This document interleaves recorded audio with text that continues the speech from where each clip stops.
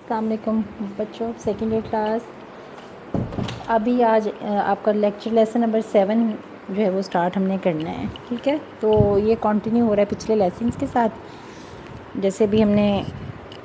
پیچھے سے ابھی ٹاپک نمبر 2 ہم نے سٹارٹ کیا ہوا ہے چیپٹر نمبر 1 کا. ٹھیک ہے، نمو بالیدگی اور پختگی والا ٹاپک مکمل ہو گیا. واٹس ایپ والے گروپ کے اوپر ہم نے اس کے اوپر شارٹ کوسچنز جو ہیں وہ بھی ہم نے کیے، لیکن افسوس کی بات یہ ہے کہ صرف چند بچوں نے اس کو اٹیمپٹ کیا، تقریباً 6 بچیوں نے، اور ان کا رزلٹ ریکارڈ میرے پاس پڑا ہوا ہے سارا. اگر ضرورت پڑی تو پھر یہی ریکارڈ آپ کا اٹینڈنس کے طور پر اور پارٹیسپیشن کے طور پر یوز ہونا ہے. جتنے بچے گروپ میں شامل ہیں ان سب بچوں کی جو پرفارمنس ہے وہ انہی کی بنیاد پر چیک ہونی ہے. اب میں نے لیسن نمبر 1 اور 2 کے بعد آپ کو لیسن نمبر 3 اور 4 دیا ہے نیکسٹ ویک کے لیے. تو وہ اس میں پھر دیکھیں گے کہ اب کس طرح سے ہم تھوڑا سا شاید پیٹرن چینج کریں. شارٹ کوسچنز جو ہیں اس کے اوپر بھی میں نے جو ہے وہ پوچھنے ہیں آپ سے، پھر ریٹن فارم میں ہو یا اورل فارم میں. اس کو پھر میں مزید دیکھوں گی کہ کیسے کیا جا سکتا ہے. کچھ بچوں نے اٹیمپٹ کیا ہے، بہت تھوڑے بچوں نے. تو نیکسٹ جو ٹیسٹ ہوگا وہ سارے بچے کوشش کریں اٹیمپٹ کریں، لیکچر سنیں دھیان سے، کیونکہ ہو سکتا ہے رپیٹ کرنے کا اتنا ٹائم نہ ہو. ایک اور آئیڈیا جو میرے ذہن میں ہے کہ اگر سپٹمبر کے فرسٹ ویک میں جیسے کہہ رہے ہیں کہ اگر یہ صورتحال کو دیکھتے ہوئے ادارے جو ہیں وہ کھلیں گے، تو اگر کھلتے ہیں ادارے تو پھر پیچھے سے میں پریزنٹیشن لوں گی بچیوں سے. جن بچیوں نے میرے لیکچر اٹینڈ کیے ہیں وہ پریزنٹ کریں گے کلاس میں ان بچوں کو جن کے پاس ڈیوائس نہیں تھے، جو ایڈٹ نہیں تھے، جن کے پاس موبائلز نہیں تھے، ان کے لیے. اس لیے ابھی سے پریپیئر کرتے رہیں لیکچرز کو، یہ بھی پریپیئر کریں، اور پچھلا جو آپ کا سلیبس ہے فرسٹ ایئر کا اس کو بھی مت چھوڑیں. تھوڑا تھوڑا کر کے اس کو بھی ساتھ لے کر چلیں، کیونکہ ہو سکتا ہے کہ ایگزام کی کوئی نہ کوئی ڈیٹ اناؤنس ہو جائے ابھی کچھ عرصے میں. ٹھیک ہے، ابھی تک تو کوئی ایسا سلسلہ نہیں ہے. اب واپس آتے ہیں اپنے لیکچر کی طرف، کیونکہ یہاں پر میں ابھی آپ کو چیپٹر نمبر 1 جو ہے اسی کا تھوڑا تھوڑا کر کے میں کروا رہی ہوں، تاکہ آپ کے کو گرپ میں آ جائے جو ٹاپک ہے، آپ اچھی طرح سے اس کو انڈرسٹینڈ کر سکیں. تو جو فرسٹ ٹاپک ابھی ہم نے کیا تھا وہ نمو بالیدگی اور پختگی والا تھا. پہلا ٹاپک پہلے چیپٹر کا نموئی نشوونما کا تعارف ہوا تھا، نموئی نفسیات کے مقاصد ہوئے تھے، اور پھر اس کے بعد پہلا فرسٹ ٹاپک جو ہے وہ نمو بالیدگی اور پختگی والا تھا. اس کے بعد جو اگلا ٹاپک ہے وہ نمو اور بالیدگی کے پہلو ہیں، جو ابھی ہم نے سٹارٹ کر دیے تھے اور وہ ہم ابھی کر رہے ہیں. تو اس میں میں نے 2 آپ کو پہلو کروا چکی ہوں، وقوفی نشوونما کا اور جسمانی نشوونما کا. ٹھیک ہے، اگلا ہم نے تیسرا کرنا ہے سماجی نشوونما. اب یہ تینوں کا مین انٹروڈکشن کرنے کے بعد ہم نے ان کے نظریہ جات کے اوپر بات کرنی ہے. نظریہ جات انہی جو پہلوؤں سے ریلیٹ کر رہے ہیں جو انہوں نے ساتھ نہیں دیے بک کے اندر ٹاپک کے، بلکہ انہوں نے پہلے ان تینوں ٹاپک کا انٹروڈکشن دینے کے بعد نظریہ جات جو ان کو بعد میں انہوں نے ایڈ کیا ہے، لیکن ٹاپک وائز ہی وہ ایڈڈ ہیں. ٹھیک ہے، وقوفی اس لیے میں نے آپ کے لیے ایک چارٹ سا بنا دیا تاکہ آپ کو اس کو سمجھنے میں آسانی رہے. وقوفی نشوونما کا جو ٹاپک ہے اس کے اندر جان پیاجے کا نظریہ وقوفی نشوونما آتا ہے، اور سوال اس طرح پیپر میں لانگ کوسچن آ رہا تھا کہ وقوفی نشوونما کا عمل کیا ہے، جان پیاجے کے نظریے کی مدد سے اس عمل کو واضح کریں. تو اس میں آپ نے وقوفی نشوونما کی جنرل انٹروڈکشن، ڈیفینیشن، ایکسپلینیشن سب کچھ دینا ہے، اور پھر جان پیاجے کا نظریہ بھی اس میں ایکسپلین کرنا ہے. وہ فل فلیج کوسچن ہے، کبھی الگ سے جان پیاجے کا نظریہ بھی آ جاتا ہے، کبھی وقوفی نشوونما کے انڈر بھی آتا ہے. تو آپ نے اس کو اس سے ریلیٹ کر کے پڑھنا ہے. پھر جسمانی نشوونما یا جسمانی نمو کا جو ٹاپک ہے اس کے اندر 2 سب ٹاپک آتے ہیں. 2 طرح کی جسمانی نشوونما شامل ہے، کوہل برگ کا اخلاقی نمو کا نظریہ اور حسی ادراکی نمو، جو آپ کی ٹیکسٹ بک کے اندر بھی یہ دونوں دیے ہوئے پوائنٹ، لیکن جسمانی نمو کے انڈر آتے ہیں یہ. تیسرا جو ٹاپک سماجی نمو کا بھی ہے، ہم نے آج اس کا تعارفی مواد پڑھنا ہے، تو اس کے اندر ایرکسن کا سماجی نمو کا نظریہ شامل ہے. اس لیے میں نے آپ کو یہ تینوں جو ٹاپک ہیں ان کے ساتھ میں نے جو ان کے نظریہ جات ہیں وہ ریلیٹ کر کے بتا دیے، جو بک کے اندر انہوں نے ریلیٹ نہیں کیے ہوئے. لیکن آپ نے اس کو ریلیٹ کر کے ہی پڑھنا ہے کہ کون سی نشوونما کے اندر کون سا نظریہ آتا ہے. کئی دفعہ پیپر میں کوسچن اسی حوالے سے آ جاتا ہے، تو اس لیے آپ کو یہ چیز واضح ہو، کلیئر ہو کہ وقوفی نشوونما کے اندر جان پیاجے کا نظریہ آنا ہے. جسمانی نشوونما کے اندر اگر انہوں نے کوئی الگ سے خود سے نہیں کہا کہ کوہل برگ کا نظریہ بتائیں یا حسی ادراکی نمو کا بتائیں، تو جسمانی نمو کے اندر یہ دونوں نظریہ جات 1 اور 2 دونوں شامل ہیں. سماجی نمو میں ایرکسن کا نظریہ شامل ہے. اب ہم آتے ہیں اپنے لیکچر کی طرف. مین جو ہمارا جو لیکچر ہے وہ 2 وقوفی اور جسمانی نشوونما کا مین انٹروڈکٹری پوائنٹ پچھلے لیکچرز میں گزر چکے ہیں. ابھی آپ نے آج کا جو لیکچر ہے اس میں سماجی نشوونما کے اندر اس کے اوپر ہم نے تھوڑا سا جو ڈسکشن ہے وہ ہم نے کرنی ہے. ٹھیک ہے، تو سب سے پہلے میں اس میں ٹیکسٹ بک جو ہے اسے کنسلٹ کر رہی ہوں. ٹیکسٹ بک اور جو ہے ثانیہ کی بک ہے، ان دونوں میں سے میں میٹیریل لیتی ہوں تاکہ آپ کو بھی سٹارٹ میں پہلا چیپٹر ہے اچھی طرح سے چیزوں کی انڈرسٹینڈنگ حاصل ہو جائے. دونوں بکس کے اندر سے جب چیز کو ایکسپلین کرتی ہوں میں تو پھر وہ زیادہ بہتر ہو جاتی ہے. ٹھیک ہے، تو سماجی نمو کا جو آپ کی ٹیکسٹ بک کے اندر میٹیریل لیا ہوا ہے اس کے مطابق تھوڑا سا میں اس کو ابھی آپ کو بتاتی ہوں. سماجی نمو جو ہے وہ جیسے آپ کو ٹاپک سے بھی نام سے پتہ چلتا ہے، سماجی لفظ سماج سے ہوتا ہے، معاشرے سے. تو سماجی نمو سے مراد بچے کا دوسرے لوگوں کے ساتھ، دوسرے جو اپنے اس کے قریبی لوگ ہوتے ہیں ان کے ساتھ جان پہچان اور میل ملاپ کی نمو کا مکمل ہونا ہے. تو بچے کی سماجی نمو جو ہے اس کے فوراً پیدائش کے بعد شروع ہوتی ہے، جب اس کا واسطہ دوسرے لوگوں کے ساتھ پڑتا ہے. اپنے ماحول کے اندر وہ قریبی اور رشتہ داروں سے میل ملاپ کرتا ہے، اپنے بہن بھائیوں سے، دادا دادی سے، نانا نانی، چچا سے یا والدین سے. بلکہ سب سے زیادہ قریبی رشتہ جب ابھی وہ پیدا ہوتا ہے تو اس کے فوراً بعد اس کا لنک جو ہے وہ مدر سے ہی ہوتا ہے. تو زیادہ تر وہ ہر چیز جو ہے وہ اپنی ماں سے ہی لرن کر رہا ہوتا ہے. جو سب سے قریبی اس کا جو رشتہ ہے وہ مدر کا ہی ہوتا ہے. تو ماں کے ساتھ وہ زیادہ تر جو ہے وہ اپنے آپ کو اٹیچ کر لیتا ہے. اب اس میں بھی تھوڑا سا جینڈر کا ڈفرینس آتا ہے، سیکس کا ڈفرینس آتا ہے. جو لڑکے ہوتے ہیں زیادہ تر، یہ جو بچے ہوتے ہیں جو پیدا ہونے کے بعد اپنے ارد گرد کے ماحول کو وہ پہچاننے لگتے ہیں جب ذرا بڑے ہوتے ہیں. فوراً پیدائش کے بعد یہ عمل نہیں ہوتا، لیکن جب ذرا بڑے ہو جاتے ہیں تو اپنے ارد گرد کے ماحول کو، اشیاء کو، چیزوں کو، اجنبی چہروں کو، مانوس چہروں کو، سب کو وہ پہچاننے لگتے ہیں. اب 3 سال سے لے کر 6 سال تک کی عمر کا جو ٹائم ہے بچوں کا، اس میں لڑکے جو ہوتے ہیں وہ اپنے آپ کو اپنے باپ کے ساتھ یا گھر میں کسی دوسرے قریبی مرد کے ساتھ ایفیلیٹ کر لیتے ہیں، ان کے ساتھ تماثل قائم کر لیتے ہیں. اب تماثل لفظ مثال سے ہے، ٹھیک ہے، مثال سے یا تماثل ہم کہہ سکتے ہیں کہ جس میں ہم کہہ سکتے ہیں کہ ایک جو لڑکے ہوتے ہیں وہ اپنی ہی جنس کے جو قریبی مرد ہیں ان کے ساتھ اٹیچ ہو جاتے ہیں، انہی کی طرح کے بیہیویئر یا رویے وہ اپناتے ہیں. اور لڑکیاں جو ہوتی ہیں وہ اپنی ماں کے ساتھ اسپیشلی اٹیچ ہو جاتے ہیں، یا ان کے گھر میں جو قریب ترین عورت ان کے ساتھ رہتی ہے، قریب ہوتی ہے بہت ان سے، وہ اس کے ساتھ کے رویے جو ہیں وہ اپنا لیتی ہیں. یعنی ان کے رویوں کو اپنانا، ان جیسا بن جانا، ان کے اقدار روایات کو فالو کرنا جو ہے وہ تماثل کا عمل کہلاتا ہے. تماثل جو ہے وہ آئیڈینٹیفیکیشن انگلش میں اس کے لیے ٹرم یوز ہوتی ہے. اپنے آپ کو آئیڈینٹیفائی کر لیتے ہیں، اپنے رول کو پہچان لیتے ہیں. لڑکے جو ہیں وہ لڑکوں والے کام کرنا شروع ہو جاتے ہیں، شروع سے ہی وہ اپنے باپ کو یا قریبی مردوں کو جس طرح کی ایکٹیویٹیز میں انگیج ہوتے ہوئے دیکھتے ہیں وہ ویسے ہی ایکٹیویٹیز وہ خود پرفارم کرنے لگتے ہیں. تو لڑکیاں جو ہوتی ہیں وہ اپنی مدرس کو یا اپنی جو قریبی ان کی فیمیل جو کوئی ہوتی ہے اس کی ایکٹیویٹیز، ایکشنز کو پہچانتی ہیں، اور ویسے ہی روز وہ شروع سے ہی ان کے کھلونے، ان کے ٹوائز، ان کے جو کھیل کا کام، کھیلنے کے ٹوائز ہوتے ہیں یا کوئی اور ان کا، جیسے وہ ڈسٹنگ میں انٹرسٹ شو کرتی ہیں، برتن دھونا اچھا لگتا ہے ان کو، گھر کے کام جیسے مدرس کاری ہوتی ہیں ویسے ہی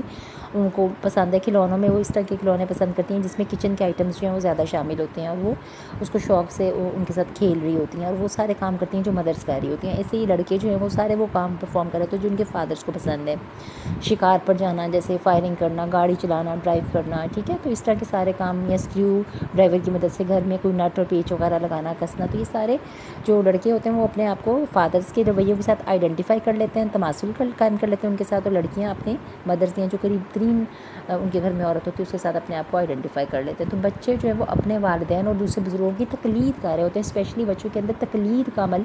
کاپی کرنے کا عمل، نقل کرنے کا رجحان بہت کامن ہوتا ہے. اور بچے جو ہیں وہ اپنے بڑوں کو کاپی کر رہے ہوتے ہیں، امیٹیٹ کر رہے ہوتے ہیں ان کو. یہ آپ نے پیچھے جب فرسٹ کا چیپٹر پڑھا تھا آموزش، تو اس کے اندر آپ نے آموزش بذریعہ تقلید پڑھا تھا، ماڈلنگ پڑھا تھا. تو یہ اسی حوالے سے انہوں نے بتایا کہ بچے جب ذرا سا بڑے ہوتے ہیں تو وہ چیزوں کو انڈرسٹینڈ کرتے ہیں. اپنے ہی سیکس کے لوگ جس طرح کے کام پرفارم کر رہے ہوتے ہیں، جو ایکشن پرفارم کر رہے ہوتے ہیں، وہ ان کی پہچان بن جاتے ہیں، اور وہ ویسے ہی ایکشنز رپیٹ کرنا چاہتے ہیں، ویسے ہی ایکشنز پرفارم کرنا چاہتے ہیں. تو بچے اپنے والدین اور دوسرے بزرگوں کی تقلید کرتے ہیں اور سماجی آموزش کے نظریے کے مطابق وہ تماثل یا نمونہ یا ماڈل بنا لیتے ہیں. اپنے لڑکیاں جو ہوتی ہیں وہ اپنی ماں کو ماڈل کرتی ہیں، کاپی کرتی ہیں. لڑکے جو ہوتے ہیں فادرس کو زیادہ تر کاپی کر رہے ہوتے ہیں، انہی کی طرح کے ایکشنز وہ رپیٹ کرتے ہیں، امیٹیٹ کرتے ہیں، ان کو نقل کر رہے ہوتے ہیں. تو اسی طرح سے نظریہ جو ہے، اس طرح کے نظریات جو ہیں وہ معاشرے اور تہذیب کی اہمیت پر زور دیتے ہیں کہ معاشرے کے اندر جو کچھ ہو رہا ہوتا ہے بچے اپنے ماحول میں سے، اپنے سراؤنڈنگ میں سے اسے سیکھ رہے ہوتے ہیں. اسپیشلی بچوں کی پرورش کا انداز جو ہے، والدین کا تربیتی انداز بھی سماجی نشوونما کے اندر بہت رول پلے کرتا ہے کہ کس طرح ان کی براٹ اپ ہوئی ہے، ان کی تربیت کس طرح کی گئی ہے. تو والدین جو ہیں وہ یہاں پر ویسے تو 4 یا 5 کیٹیگریز کے ہوتے ہیں، لیکن 2 مین کیٹیگریز جو والدین کی یہاں پر انہوں نے ڈسکس کی ہیں وہی ہم بتائیں گے. آمرانہ انداز ہے والدین کا، اور غیر مزاحمتی انداز. آمرانہ انداز والے والدین وہ ہوتے ہیں جو اپنی ہی فیصلوں کو منواتے ہیں، اور اپنے فیصلوں کے آگے اولاد اپنے بچوں کی بات کو بالکل بھی وہ ایکسیپٹ نہیں کر رہے ہوتے. وہ چاہتے ہیں بلا چون چرا، یعنی کسی بھی قسم کی حیل و حجت کے بغیر ان کی حکم کو مانا جائے، تعمیل کی جائے ان کے حکم کی. تو یہ انداز تربیت کا جو ہوتا ہے اس کو ہم کہتے ہیں آمرانہ انداز ہے، جس میں پیرنٹس کوئی بات اپنے بچوں کی نہیں سنتے بلکہ اپنی ہی مرضی ان کے اوپر لاگو کر رہے ہوتے ہیں، اور جو وہ اپنے بچوں کو پڑھانا چاہ رہے ہیں یا بنانا چاہ رہے ہیں، ان کے لیے فیوچر پلان کریں، وہ چاہتے ہیں کہ ان کے بچے کوئی بھی آواز نکالے بغیر، کسی قسم کی حکمت دولی کے بغیر ان کی بات کو امپورٹنس سے اور مانیں۔ جو غیر مزاحمتی انداز والے والدین ہوتے ہیں، یہ والدین بالکل اپوزٹ ہوتے ہیں آمرانہ انداز کے، اور ایسے والدین جو ہوتے ہیں یہ بچوں میں خود اظہاری اور خود انضباطی کو اہمیت دیتے ہیں۔ انضباط کا مطلب ضبط سے ہے، کنٹرول سے ہے، سیلف کنٹرول، یعنی خود اپنے رویوں کو ری ڈائریکٹ کرنا، کنٹرول کرنا، اور خود اظہاری یعنی جو ان کو پسند ہے وہ اس کا اظہار کرتے ہیں۔ بچے جو خود بننا چاہتے ہیں، جو سبجیکٹ پڑھنا چاہتے ہیں، جو پروفیشن اپنانا چاہتے ہیں، وہ اپنی پسند کا اظہار کرتے ہیں، اور والدین جو ہے وہ اس کو بالکل اہمیت دیتے ہیں، اور انہی کی بات کو جو ہے وہ آگے بڑھاتے ہیں، اور ان کی بات مانتے ہوئے ان کے فیصلوں کو تسلیم کر لیتے ہیں۔ تو ایسے جو والدین وہ غیر مزاحمتی ہوتے ہیں، جو اپنے بچوں کی پسند ناپسند کو امپورٹنس دے رہے ہوتے ہیں، انہی کی مرضی کے مطابق ایکٹ کر رہے ہوتے ہیں۔ آمرانہ انداز اپوزٹ ہوتا ہے، جس میں والدین اپنی مرضی لاگو کر رہے ہوتے ہیں، بچوں کی کسی بات کو کنسیڈر نہیں کر رہے ہوتے۔ اب یہ دو مین تربیتی انداز ہیں جو بچے کی پرورش میں اس کی سماجی نشوونما کے اندر رول پلے کرتے ہیں، ٹھیک ہے۔ اب اس کے علاوہ جو یہ مین خاندان یا فیملی یا جو پیرنٹس ہیں ان کا رول تو ہے ہی، لیکن اس کے علاوہ جو قریبی رشتہ دار ہیں گھر میں ہی، جیسے اگر جوائنٹ فیملی سسٹم ہے، دادا دادی ہیں، نانا نانی ہیں، چچا پھپھو وغیرہ ہیں، وہ لوگ، یا پھر پڑوسی رشتہ دار جو ہیں گھر سے باہر، بچے کے دوست احباب ہیں گلی میں، یا اس کے کوئی کزنس وغیرہ ہیں، تو یہ سارے لوگ بھی بچے کی سماجی نشو و نما جو ہوتی ہے اس کے حوالے سے وہ اہم کردار ادا کرتے ہیں، مثبت کردار ادا کرتے ہیں وہ، اور ان کے تھرو بھی بہت ساری پازیٹیو چیزیں، پازیٹیو ویلیوز، اقدار اور روایات بچہ جو ہے وہ لرن کر رہا ہوتا ہے۔ اب تھوڑا سا میں اسی کو معاشرتی جو سماجی نشو و نما یا معاشرتی نشو و نما کا عمل ہے، اس کو تھوڑا سا میں احسان اللہ کی بک میں سے آپ کو تھوڑا اور ایکسپلین کر دیتی ہوں، تھوڑے اور ایکسپلینیٹری پوائنٹس اس کے اندر جو اچھے دیے ہیں مجھے لگے، وہ میں نے اس میں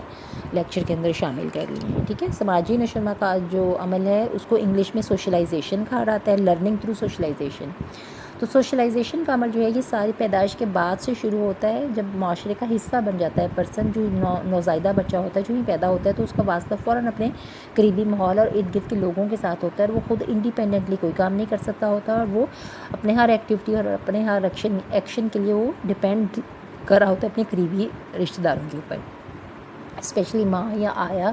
جو بھی اس کی قریبی اس کو سنبھال رہی، اس کی دیکھ بھال کری، اس کے ساتھ اس کا فرسٹ لنک جو ہے وہ ڈیولپ ہوتا ہے۔ تو سوشلائزیشن ایک ایسا پروسیس ہے جو پیدائش کے بعد سے لے کر یہ تمام عمر جاری رہتا ہے، موت تک جاری رہتا ہے یہ، اور اس کے ذریعے فرد کے اندر مخصوص طور طریقے، اقدار قدر کی جمع ہے، معیارات یعنی معاشرے کے جو معیار ہیں، اصول و روایات ہیں، جو معاشرتی اقدار ہیں، جو معاشرتی مہارتیں ہیں، جو رویے ہیں کامنلی معاشرے کے اندر، جو محرکات موجود ہیں۔ محرکات کیا ہوتے ہیں؟ یہ بھی آپ نے فرسٹ کے چیپٹر میں ٹرم پڑھی ہے کہ ایسی فورس یا قوت جو پرسن کے اندر سے ابھرتی ہے اور اس کو کوئی کام کرنے پر مائل کرتے ہیں یا اکساتی ہے تو وہ محرک کہلاتی ہے۔ تو فرد جو ہے مخصوص طور طریقے، اقدار، معیار، مہارتیں، رویے اور محرکات جو ہے وہ سیکھتا ہے اپنے معاشرے میں سے، اور اپنے آپ کو جو معاشرے کے اندر موجود محرکات ہیں، روایات ہیں، ان کے سانچے میں اپنے آپ کو ڈھال لیتا ہے، وہ ویسا ہی بن جاتا ہے جیسا معاشرے میں ایک اچھے شہری کو بننا چاہیے، یا ایکسپیکٹ کیا جاتا ہے، یا ایسی توقع کی جاتی ہے کہ معاشرے کی اندر جو روایات ہیں ان کو فالو کرے جو معاشرے کے اندر شہری موجود ہے وہ۔ تو جو بھی بچہ پیدا ہوتا ہے وہ شروع سے ہی اپنے پہلا اس کا جو ایک سماجی نشو و نما کا پہلا ادارہ ہے یا پہلی جو درس کا ہے وہ اس کا اپنی فیملی یا خاندان ہے، ماں کی گود کے بعد اپنی فیملی ہے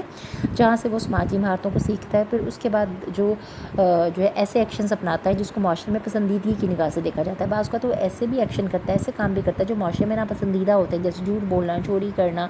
تنگ کرنا دوسروں کو، یا اس طرح سے۔ تو اس طرح کے عمل جو اس کے ہوتے ہیں ان کو نیگیٹو ری انفورس کیا جاتا ہے، پیرنٹس ناپسندیدگی کی نگاہ سے دیکھتے ہیں، پنش کرتے ہیں، اس کو سزا دیتے ہیں یا ڈانٹتے ہیں، تو بچہ وہ ایکشنز چھوڑ دیتا ہے جو غلط ہوتے ہیں، جو معاشرے میں قابل قبول نہیں ہوتے، جو پسندیدہ عمل ہوتے ہیں ان کو اپنی ذات کا حصہ بنا لیتا ہے، اور یہی عمل سوشلائزیشن کا عمل کہلاتا ہے۔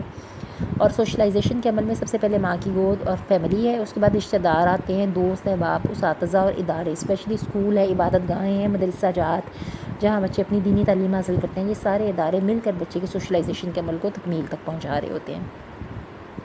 یہ تمام افراد اور ادارے جو ہیں وہ ایک فرد کو معاشرے کی ویلیو سمجھا رہے ہوتے ہیں، اس کو معاشرے کے معیارات، رسم و رواج اور طور طریقے اپنانے پر دباؤ ڈالتے ہیں تاکہ وہ اچھا شہری بن سکے، اور غلط طور طریقے، غلط جو باتیں اس کی ذات کے اندر ہیں ان کو وہ ہٹاتے ہوئے اچھے رویے، اچھے طور طریقے جو ہے وہ اپنائے۔ تو خاندان کی جو اثر ہے اس معاملے میں، سوشلائزیشن کے اندر جو خاندان کا امپیکٹ یا ایفیکٹ ہے وہ سب سے زیادہ امپورٹنٹ ہے. گھر ہی مستقبل کے سماجی کردار اور رویوں کی تشکیل کرنے کا باعث بنتا ہے بچے کے اندر، کہ گھر کے اندر ہی اگر اس کی جو غیر پسندیدہ اس کے اندر کردار ڈیولپ ہو گئے تھے، ان کو اگر گھر والوں نے اسنب نہیں کیا، شروع میں نہیں ڈانٹا، اس کو نہیں روکا گیا، تو اس کے اندر پھر یہ رویے تشکیل پختہ ہوتے جاتے ہیں اور پھر معاشرے کے اندر بڑا ہو کر بھی وہ ایک اچھا شہری نہیں بن پاتا. تو سب سے پہلی جو لرننگ کی اس کی اسٹیج آتی ہے وہ گھر ہے، خاندان ہے، ماں کی گود ہے. تو یہیں سے اگر شروع سے ہی ایک پراپر پرسنالٹی تشکیل نہیں پاتی تو آگے جا کر بھی پھر وہ پرسن جو ہے وہ ایک اچھا شہری ثابت نہیں ہو پاتا. سوشلائزیشن کا پروسیس اس کے اندر پراپر طریقے سے پھر نہیں ہو پاتا. اب آگے ہے، اب انہوں نے تھوڑا ادوار کے حوالے سے بتایا کہ شیر خارگی کے دور میں، نوبلغت کے دور میں کس طرح سے سوشلائزیشن کا پروسیس ہو رہا ہے. شیر خارگی میں کیسے ہوتا ہے، بچپن میں کیسے ہے، نوبلغت میں کیسے ہے، پھر بلوغت کے دور میں کیسے ہے. تو یہ سارا انہوں نے اسٹیج وائز تھوڑا بتایا ہے. تو شیر خارگی یعنی جو دودھ پینے کا ٹائم پیریڈ ہے، دودھ پیتے بچوں میں سماجی نشوونما کی بنیاد پڑنا شروع ہو جاتی ہے. جو ہی وہ پیدا ہوتے ہیں تو پیدا ہونے کے فوراً بعد ان کا انٹریکشن اپنے جو قریب کے لوگ ہوتے ہیں ان کے ساتھ ہونا شروع ہو جاتا ہے. تو شیر خوار بچے جو ہوتے ہیں وہ اپنے سماجی ماحول میں جس طرح کے کردار کا اظہار کرتے ہیں ویسے ہی رویے والدین بھی ان کے ساتھ شو کر رہے ہوتے ہیں. کہ اکثر بچے جو ہوتے ہیں، کئی بچے جو ہیں وہ بہت مسکرانے والے ہوتے ہیں، خوش مزاج ہوتے ہیں اور زیادہ رونے دھونے والے نہیں ہوتے. تو ایسے بچوں کو والدین زیادہ پیار کرتے ہیں اور ان کے ساتھ گرم جوش تعلقات وہ ڈیولپ کر لیتے ہیں. بڑا ہونے پر بھی پھر ان کے ساتھ یہ تعلقات جو ہیں وہ اسی طرح مینٹین رہتے ہیں. بعض بچے ایسے ہوتے ہیں جو شیر خوار بچے، جو چیختے چلاتے ہیں، روتے ہیں، بہت زیادہ جاریت پسند ہوتے ہیں، ظلم پسند کرتے ہیں اور چیزوں کو اٹھا کر پھینکنا اور بہت زیادہ ضد کرنا جو ہے، اس طرح کے رویے ہوتے ہیں جس سے وہ دوسروں کی توجہ حاصل کرتے ہیں. تو اس طرح کے جو بچے ہوتے ہیں وہ پھر بڑا ہونے کے بعد بھی ان کے مزاج میں یہ چیز موجود رہتی ہے. جاریت پسند وہ بن جاتے ہیں اور اگریسو ہو جاتے ہیں اور دوسروں کو مار پیٹ کے تھرو اپنا جو بڑا پن ہے وہ اس کو قائم رکھنا چاہتے ہیں اور مار پیٹ کے رویوں پر اترتے ہوئے، مار پیٹ دوسروں کو کرتے ہوئے، دوسروں کو دباتے ہوئے وہ اپنے آپ کو بڑا جو ہے وہ شو کر رہے ہوتے ہیں. تو جو بچے ہیں اسپیشلی دوستانہ مزاج رکھنے والے جو بچے ہوتے ہیں وہ بہت بہتر مطابقت اختیار کر لیتے ہیں اپنے معاشرے میں، کیونکہ وہ خوش مزاج ہوتے ہیں، چڑچڑے نہیں ہوتے، وہ ہر بات کو مانتے ہیں، اوبے کرتے ہیں اور ہر چیز کو بہتر جو چیزیں ہوتی ہیں ان کو اپنانے کی کوشش کرتے ہیں. جو لڑاکا مزاج والے بچے ہوتے ہیں زیادہ وہ شروع سے ہی کوئی بات سنتے اور مانتے نہیں، اور بہت ساری ان کے اندر جو اڈاپٹ کرنے کی، معاشرے کے اندر تخلیقی صلاحیتیں، اڈاپٹ کرنے کی صلاحیتیں، معاشرے کے اندر مطابقت کی صلاحیت جو ہوتی ہے ان کے اندر وہ کم ہوتی ہے. شروع سے ہی وہ ضدی ہیں، چڑچڑا پن ہوتے ہیں اور اپنی بات جو منوانے کے عادی ہوتے ہیں. ایسے بچے بڑے ہو کر بھی پھر اسی طرح کی شخصیت میں ڈھل جاتے ہیں اور معاشرے کے اصول، قوانین اور رسوم و رواج جو ہوتے ہیں وہ زیادہ تر ان کو وائلیٹ کر رہے ہوتے ہیں، ان کو نہیں فالو کر رہے ہوتے. ماہرین جو ہیں وہ یہ بھی کہتے ہیں کہ بچپن کا دور جو ہوتا ہے وہ بچے کی صلاحیتوں کو نکھارنے کے لیے بیسٹ ہوتا ہے، اسپیشلی اس کے اندر کریٹیوٹی، تخلیقی صلاحیتیں بڑھانے کے لیے، اس کی مسائل کو حل کرنے کی قابلیت وغیرہ. بچپن کے دور میں بچے میں یہ چیز بہت زیادہ کھل کر سامنے آتی ہے. بچہ کھیل کود سے بھی لطف اندوز ہو رہا ہوتا ہے، بہت سارے ایسے پزلز سالو کرنے کی بھی کوشش کرتا ہے جو اس کے لیول پر جو ہے وہ اس سے پرفارم کروائے جاتے ہیں. اسپیشلی نرسری پلے گروپ میں بلاکس جو ہوتے ہیں ان کے ساتھ، یا کارڈ اسٹوری والے جو ہوتے ہیں ان کے ساتھ بچوں کو سکھایا جاتا ہے اور ان کے ساتھ یا کچھ ان کو ایسی ایکٹیویٹیز اسائن کی جاتی ہیں جس سے ان کی کریٹیوٹی یا ان کی جو تخلیقی صلاحیت ہے وہ کھل کر سامنے آتی ہے. تو بچپن کے ٹائم پیریڈ میں ہی بچے کے اندر تخلیقی صلاحیتیں کھل کر سامنے آتی ہیں. کھیل کود میں ہی بچہ لطف اندوز ہوتا ہے، کھیل کود کے ذریعے ہی بہت ساری چیزیں جو ان کو سیکھ جاتا ہے. تو سماجی نشوونما کا عمل جو ہے وہ ہر دور میں، چاہے نوبلوغت کا ہو، بچپن کا ہو، چاہے بلوغت کا ہو، جو بھی ٹائم پیریڈ اس میں جو بچہ ہوتا ہے اس کی سماجی نشوونما کے لیے اس کے والدین کے ساتھ اس کا گہرا تعلق یا رشتہ ہونا ضروری ہوتا ہے. کہ والدین کے ساتھ ایک جذباتی تعلق جب تک ڈیولپ نہیں ہوتا تو بچے کی جسمانی اور ذہنی نشوونما دونوں ہی پوری طرح سے متاثر ہوتی ہیں. اگر نہیں یہ رشتہ ڈیولپ ہو پاتا تو نشوونما کا عمل متاثر ہوتا ہے بچے کا جسمانی اور ذہنی، یعنی ایموشنلی بھی بچہ ڈسٹرب ہو جاتا ہے، اس کی جسمانی نشوونما بھی ڈسٹرب ہوتی ہے. اگر بچے کو اپریسیشن نہیں مل رہی ہوتی، والدین سپورٹیو نہیں ہوتے اس کے لیے، تو بچہ اسی طرح سے معاشرے میں سے پھر مثبت اور منفی دونوں طرح کے رویے سیکھتا ہے. مثبت جو رویے ہیں وہ دوسروں کو نقل کرتے ہوئے بچہ سیکھ رہا ہوتا ہے، دوسروں کے اچھے ایکشنز کو اپنا رہا ہوتا ہے، جیسے تعاون کرنا، دوسروں سے ہمدردی کرنا، صدقہ دینا اور دوسروں کی مدد کرنا. منفی رویوں میں بچہ نیگیٹو چیزیں سیکھتا ہے اور اکثر اوقات بچے جو ہیں اس میں نیگیٹو جو رویے سیکھتے ہیں تو بچے بڑوں کی بات نہیں مان رہے ہوتے، اپنی ضد پر، اپنی چڑچڑے پن کی وجہ سے جاری ہے اور خود غرضی کی وجہ سے اپنی بات کو امپورٹنس دیتے ہیں اور دوسروں کی بات کو، بڑوں کی بات کو، اچھی باتیں جو ان کو کاپی نہیں کر رہے ہوتے، اپنی ہی بات کو آگے بڑھاتے ہوئے وہ ڈفرینٹ طرح کے تعصبات سیکھ لیتے ہیں. تعصب کیا ہوتا ہے؟ کسی بھی گروہ یا کسی بھی شخص کے بارے میں بلا تحقیق کوئی نیگیٹو رائے قائم کر لینا تعصب کہلاتا ہے. تو ایسی شخصیتیں جو سماجیت کے عمل کو قبول نہیں کر رہی ہوتی ہیں, اقدار اور روایات سے وائلیٹ کر رہی ہوتی ہیں, وہ سماج دشمن کردار بن جاتی ہیں بعد میں, اور وہ پھر نیگیٹو قسم کا رویے ان کے اندر ڈیولپ ہو جاتے ہیں, اور وہ سلجھی ہوئی اچھی پرسنالٹی کے طور پر وہ پھر سامنے نہیں آتی. اگلا جو دور ہے وہ عہد شباب کا دور ہے, نوبلغت کا دور, جس کو کہتے ہیں ٹین ایج کا دور جو ہے وہ. ٹین ایج کے دور کو طوفان اور دباؤ کا, کیونکہ اس میں سڈن چینجز آ رہی ہوتی ہیں, جسمانی تبدیلیاں ہو رہی ہوتی ہیں بچے کے اندر, اور سیکنڈری چینجز آ رہی ہوتی ہیں, جیسے لڑکیوں میں چھاتی کا بڑھنا, مینسس کا سٹارٹ ہونا, لڑکوں میں داڑھی مونچھ کا نکلنا, آواز کا بھاری پن وغیرہ. تو یہ ساری چیزیں چونکہ جسمانی طور پر بھی اس عہد میں فوراً تبدیلیاں ہو رہی ہوتی ہیں, تو یہ عہد جو ہوتا ہے اس میں بچے اسپیشلی جو ہیں وہ جن سے مخالف کو دلچسپی شو کرتے ہیں اپوزٹ سیکس کے لوگوں میں, اور اپنی شناخت اور مستقبل کے مقاصد کے بارے میں فکر مند رہتے ہیں کہ ہم کون ہیں, ہم نے کیا کرنا ہے, بڑے ہو کے ہمارا ٹارگٹ کیا ہے. یہ چیزیں ساری نوبلغت کے پیریڈ میں جو ہیں وہ زیادہ پرومیننٹلی سامنے آتی ہیں. پھر اس کے بعد آتا ہے بلوغت کا پیریڈ. تو بلوغت کا پیریڈ میں دو مین طرح کا پیریڈ آتا ہے, ارلی بلوغت آتی ہے اور لیٹ بلوغت. لیٹ جو بلوغت ہے وہ بڑھاپے میں چلی جاتی ہے, اور ارلی بلوغت ہے یہ وہ ٹائم پیریڈ ہے تقریباً 20 سے 40 سال کے درمیان, جس میں جو بچہ ہے وہ ذرا اس قابل ہو جاتا ہے کہ اس کو اپنی لائن ڈٹرمن وہ کر لیتا ہے, اور کسی ایک خاص اپوزٹ سیکس کے پرسن کے ساتھ وہ اپنی لائف کو اسٹیبلش کر لیتا ہے, شادی کر کے اپنی نسل کو آگے بڑھاتا ہے, اور اپنی ذمہ داریاں پوری طرح سے پوری کرنے کے وہ قابل ہو رہا ہے. اور جب وہ اپنی ذمہ داریوں کو پوری طرح سے نبھا لیتا ہے تو اس کے بعد جب اپنی فیملی کو سپورٹ کرتا ہے وہ, یعنی ایک سکسیزفل جاب جو ہے اس کو بھی وہ کر چکتا ہے, اپنی بچوں کو پڑھا لیتا ہے, اپنی فیملی کو پراپر طریقے سے سپورٹ کرتا ہے, بچے اس کے پڑھ لکھ کر اچھے شہری بن جاتے ہیں, تو پھر وہ اپنے ارد گرد نظر دوڑاتا ہے. اور سیکنڈ اسٹیج پر جو اس کا لیٹ ایڈلٹہڈ پیریڈ ہوتا ہے اس کے اندر وہ اپنی سماج میں دیکھتا ہے کہ اس میں کہاں اس کی ہیلپ کی ضرورت ہے, کس طرح کے فلاحی کام وہ کر سکتا ہے, اور لوگوں کو کیسے ہیلپ آؤٹ کر سکتا ہے. پہلے وہ اپنی فیملی کے حوالے سے کام کر رہا ہوتا ہے, اپنی فیملی کو گرو کرنے کے لیے کوشش کر رہا ہوتا ہے,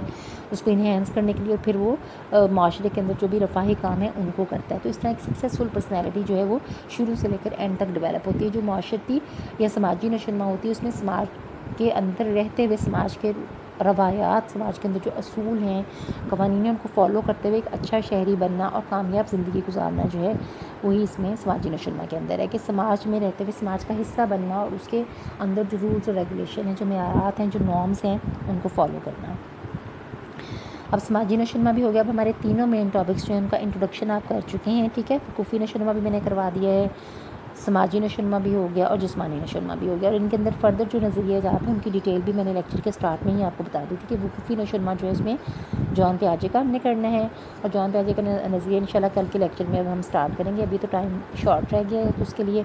پھر جسمانی نشوونما کا ہم کریں گے, اس کے اندر دونوں نظریے جات کو حل بت کے اور اسی طرح کی دونوں طرح کی نمو اس کے اندر شامل ہیں. پھر سماجی نمو کے اندر ایکسن کا نظریہ ہے جس کے اندر 8 مین سٹیجز ہیں جو پھر ہم نے آگے ڈیٹیل میں پڑھنی ہے. ابھی تک کا جو لیکچر ہے ابھی آپ نے کچھ بچیوں نے ریوائز کر لیا تھا, فرسٹ اور سیکنڈ لیسن اچھا بچوں نے ریوائز کر لیا. اب آپ نے آگے جو آپ کی نیکسٹ اسائنمنٹ ہے وہ تھرڈ اور فورتھ لیسن کی ہے, جس میں آپ نے ان کو اچھی طرح سے جو ہے وہ ریویو کرنا ہے, دیکھنا ہے, اور نیکسٹ ویک میں کوئی ڈے ہم ڈیسائیڈ کر کے اس کے اوپر ڈسکشن رکھیں گے, یا ٹیسٹ یا جو بھی سلسلہ کار ہوگا اس کو ہم کنٹینیو کریں گے. اور دوبارہ میری پھر بچوں سے ایک دفعہ پھر ریکویسٹ ہے کہ فرسٹ ایئر کے کورس کو بالکل چھوڑ نہ دیں بیٹا, سب بچے جو ہیں اس کو ساتھ ساتھ لے کر چلیں, چاہے تھوڑا کر لیں, کیونکہ یہ مشکل ہے کہ سیکنڈ ایئر کے ساتھ ساتھ پھر فرسٹ ایئر کو بھی دوبارہ رپیٹ کرنا, لیکن حالات کی وجہ سے ابھی تک کچھ بھی سرٹینٹی نہیں ہے, تو انسرٹن ہونے کی وجہ سے کچھ نہیں پتا کہ کب ایگزام کی ڈیٹ اناؤنس ہو جائے. جب اگر ایگزام کی ڈیٹ اناؤنس ہو جاتی ہے کوئی نہ کوئی, تو پھر ہو سکتا ہے کہ ہمیں ریویژن کے لیے کہا جائے, تو پھر فرسٹ ایئر کی کچھ چیزیں درمیان میں جو مشکل ہوں گے اینڈ والے چیپٹرز ہیں, جیسے آپ بہتر سمجھو گے بچے, تو اس طرح سے ہم تھوڑا تھوڑا پھر ریویژن کا بھی ساتھ سلسلہ جو ہے وہ اسٹارٹ کر لیں گے. تو ابھی تک کوئی ڈیٹ اناؤنس نہیں ہوئی, جیسے اس حوالے سے کوئی اپڈیٹ آئے گی تو پھر میں آپ کو اس میں انفارم کر دوں گی اس حوالے سے. اور واٹس ایپ والا گروپ بنایا ہی اس لیے گیا تھا تاکہ بچے کوئی مشکلات ہیں, کوئی پرابلمس ہیں, تو اس کے بارے میں وہ انویسٹیگیٹ کر سکیں. لیکن کورس کے حوالے سے جو پرابلم ہے وہ مجھے کہیں پر کوئی کوسچن کی فارم میں بچہ پوچھتا ہوا نظر نہیں آتا. سب کہتی ہیں بس سمجھ آ گئی, سمجھ آ گئی. کوئی ایسی چیز جو نہیں سمجھ آئی ہوتی وہ آپ پوچھ لیا کریں واٹس ایپ کے اوپر. آپ گروپ جو ہے وہ بنایا اس لیے ہے کہ اس کے اوپر آپ آپس میں بھی انٹریکٹ کر سکو اور میرے سے بھی پوچھ لو, ٹھیک ہے. آپس میں کوئی چیز نہیں سمجھ آتی تو اس کو بھی آپ کوسچن کر سکتے ہیں. اور اس کے علاوہ وہ بچے جو آپ کے ارد گرد ہیں جن کے پاس ابھی ڈیوائسز نہیں ہیں, اگر آپ ان کو بھی ٹیچ کر سکو, ان کو تھوڑا بہت بتا سکو, تو پھر یہ زیادہ اچھا ہوگا. کیونکہ بہت سارے بچے ایسے ہیں, آدھی کلاس آلموسٹ ایڈڈ ہے میرے پاس, تو آدھے بچے نہیں ہیں.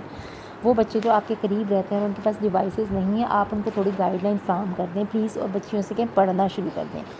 2-3 بچوں کے میرے پاس فون آئے تھے تو میں نے ان کو یہ کہہ دیا تھا کہ وہ اپنے طور پر پڑھ لیں، اور اگر آپ کے قریب کہیں کوئی ایسی بچیاں آپ جانتے ہیں ان کو جن کے پاس موبائل ڈیوائسز نہیں ہیں تو آپ پلیز ان کو بھی نالج آگے کسی طرح سے کنوے کریں تاکہ وہ بچے بھی پڑھنا شروع کر دیں اور ان کا بھی پڑھائی کا حرج نہ ہو۔